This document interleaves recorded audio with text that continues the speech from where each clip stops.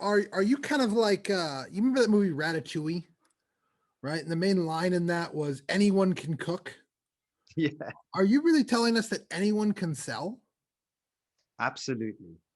Anyone, anyone can sell as long as you've got a good mentor, right? A good mentor. You can't do that in this video. NLP, dude. NLP. I can't. You can get the boy out of NLP, but you can't get NLP out the boy. Sorry, man. Pointed at yourself.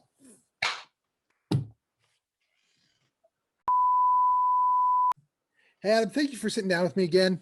I am super excited to talk to you about the three biggest myths that business owners believe about sales training. So, as you look at the sales training industry, and I know that you guys do a ton of sales training for people, what are the three biggest myths that the average business owner believes? Well, Ken, thanks again for having this discussion with me. You know that this is really close to my heart, that we need to have more of these discussions to really help the sales industry and help our fellow salespeople. But the three myths within the sales industry, the first one is that salespeople are born, they're not made. This idea that salespeople are genetically made up to be able to sell. Now, I couldn't argue against this anymore. I couldn't disagree with this anymore, because the problem here is fundamentally a misunderstanding of what selling is. And the misunderstanding is that selling is somewhat about the gift of the gab, the ability to talk to someone, this kind of chirpy character, very high energy, really gets people excited and then gets them to buy, right? Because those that are born to sell are usually that have those kind of characteristics. But selling isn't that. Selling is a process. It is something that can be taught, it can be deconstructed, it can be fine-tuned, and it can be coached on. That's the difference. So when you understand that sales is a process, then this idea of, well, you've got to be a born salesman to do this job goes out the window. So, Adam, it kind of makes me think about that movie Ratatouille. Oddly enough, right? I don't know if you remember, right? But the line in the movie was what anyone can cook. Are you really trying to tell us that anyone can sell? Absolutely, anyone can sell as long as they've got a good mentor to teach them a system, a process. Absolutely, anyone can sell. I've done this many a time, Ken. I've trained hundreds of salespeople. There's one incident where there's this one guy, young guy. He was a lab technician. I mean, you would never ever imagine this person to be a salesperson, right? And if you even when you spoke to him, you almost fell asleep, right? But after my training and teaching him the process, he was the top salesperson for his company every single month for the last 4 months.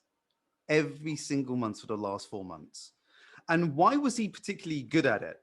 Not because, he had this gift of the gab and he can talk anyone to buying anything and all these silly characteristics that people talk about. Because being a lab technician, he was very technical. He could follow a process and he understood it. That's why.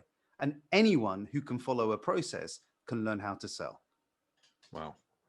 What are some other myths that you see that are really prevalent in the sales industry?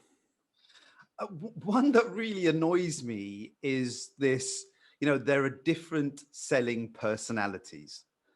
Some say there are four.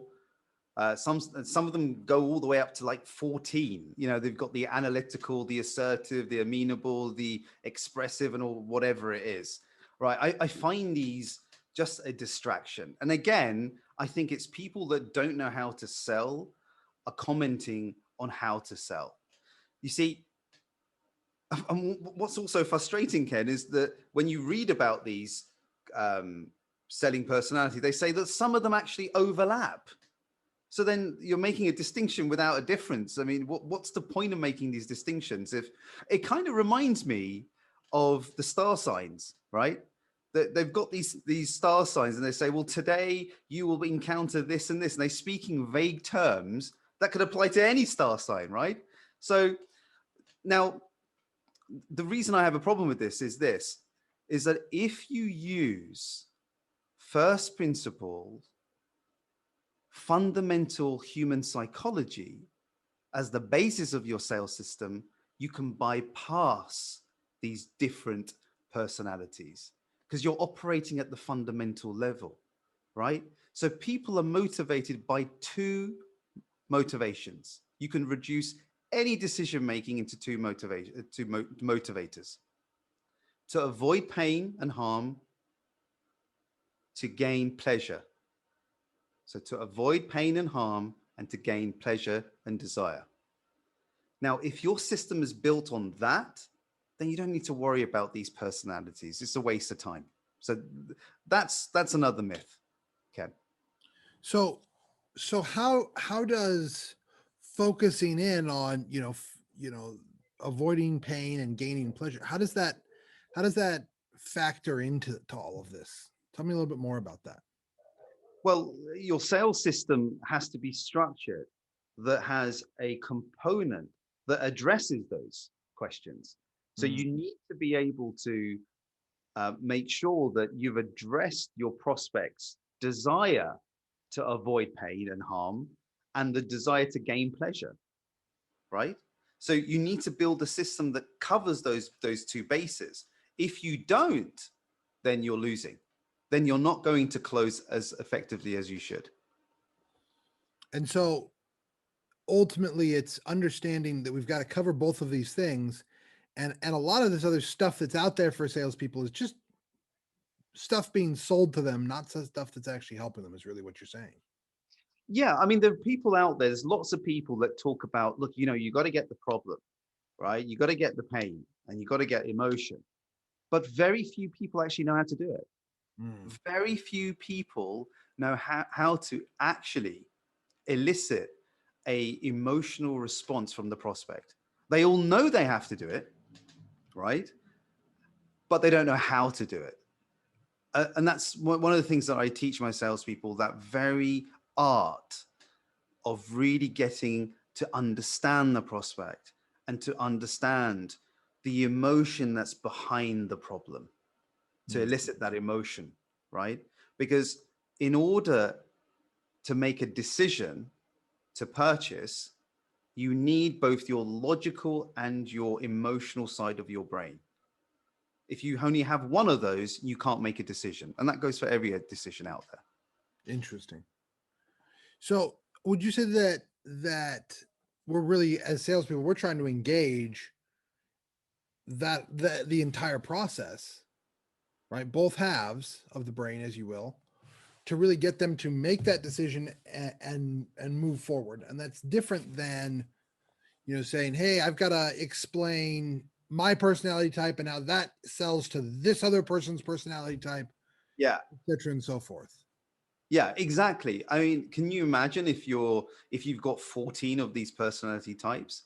And also, how the hell do you work it out? By the time that you spend the time researching this person on the phone, it no longer is a sales call, it's a research call. Yeah. And before you know it, the phone call's ended.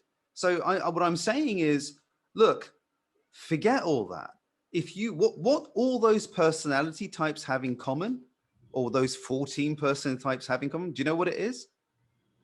They They all want to avoid harm and pain, and they want to gain pleasure. They seek pleasure and to fulfill their desire, right? They all have that in common. So why not concentrate on those two bases? in other words, you're arguing that we simplify things. Totally, And by totally. Less is simplifying more. the selling process, it's going to be easier, clearer, and simpler for any Absolutely, sell. absolutely. Excellent. Simple, but powerful. Are there other myths that you think are really prevalent, or is it just those two? No, there is actually one more that is out there, and it's quite common actually.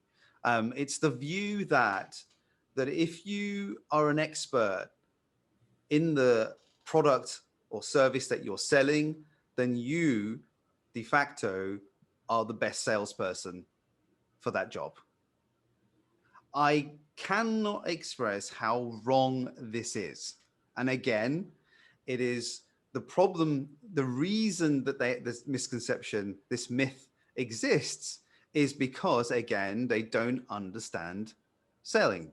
They don't understand how to sell.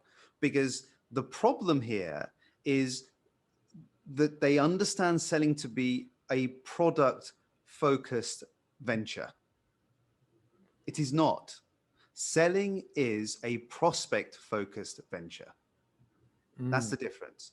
So they assume that if let me give you a story, best way to express it. So one of the companies that I helped, there were a company that sold training. They were a hypnotherapy company selling training. And they had 3 therapists who were graduates that were practicing therapists doing the sales. Okay. And the highest conversion rate within that team was 22%, right? And the philosophy of the company was, well, look, all of our salespeople have to be therapists because they're going to be the best salespeople, right? So I'm not a therapist. So I got on the phone and I broke every single record and my conversion rate was 70%. Now everyone was like shocked. And their question was, Adam, what did you do? And my reply was this: your therapists spent their time talking about the course and themselves, whereas I spent my time talking about them. That's how I was able to convert more, right? That's powerful. And the other thing to this is there's a bit of an irony here.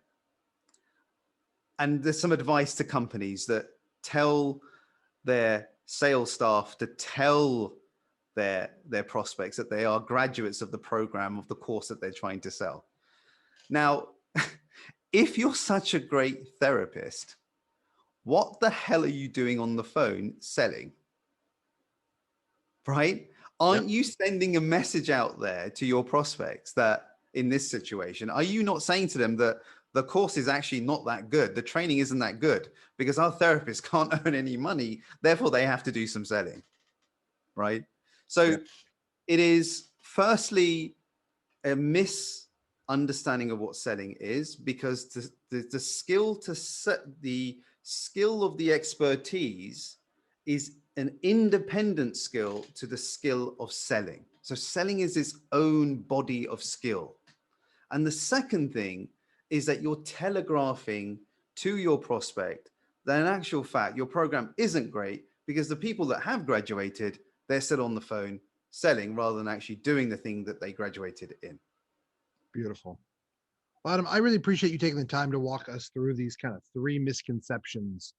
I definitely know that I've seen a lot of those. I think I've maybe even believed 1 or 2 of them from time to time. But I appreciate you really attacking those head on.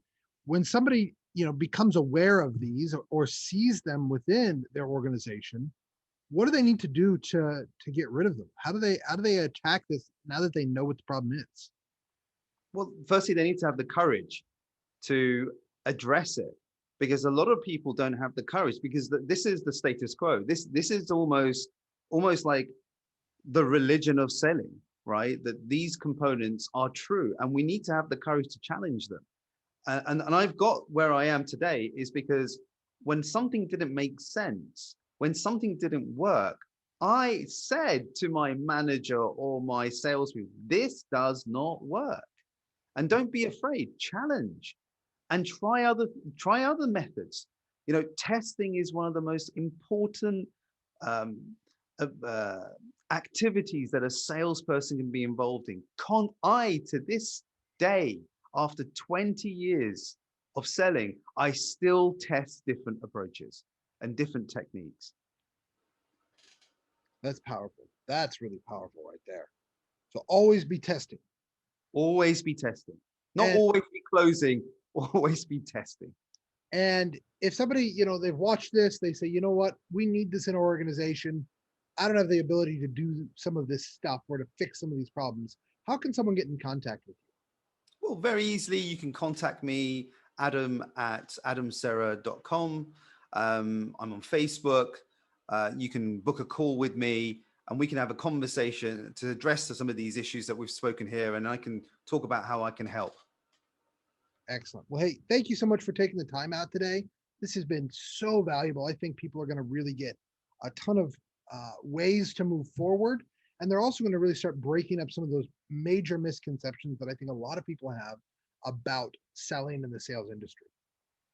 Fantastic. Thank you. Thank you for having me. Likewise.